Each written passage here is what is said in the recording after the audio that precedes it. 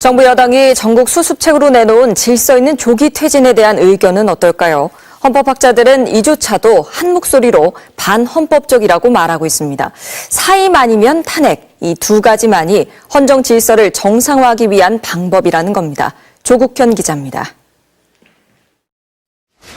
국민의힘 한동훈 대표와 한덕수 국무총리는 합동 기자회견에서 윤석열 대통령의 질서 있는 조기 퇴진을 추진하겠다고 했습니다.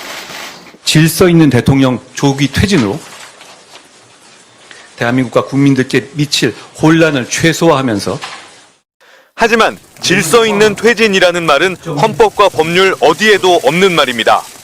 헌법에는 대통령이 권위, 자리를 비우거나 사고로 직무를 수행할 수 없을 때에만 국무총리와 법률이 정한 국무위원 순서로 그 권한을 대행한다고 돼 있습니다. 헌법 전문가들은 대통령이 버젓이 자리에 있는데 권한을 누군가에게 넘기는 것 자체가 반헌법적 발상이라고 지적합니다.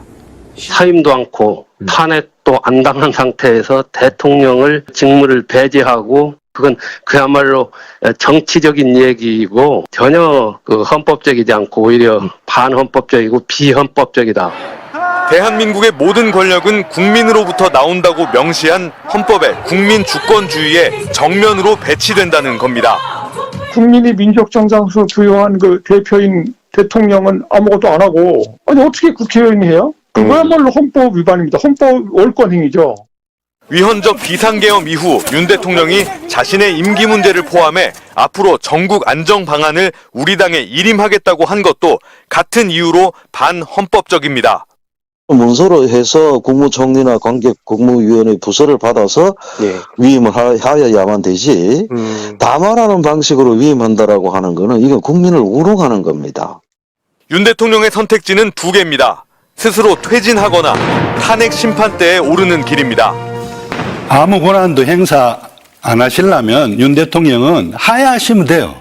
아니면 탄핵 소추를 받아들이고 탄핵 결정을 받아들여서 파면되시면 돼요. 헌법에 따라 대통령이 직무를 할 수 없게 됐을 때에만 누군가 권한을 대행할 수 있습니다. 또 대통령 권위 시에는 60일 이내에 국민이 새 대통령을 뽑는 게 헌법 규정입니다. MBC 뉴스 조국현입니다.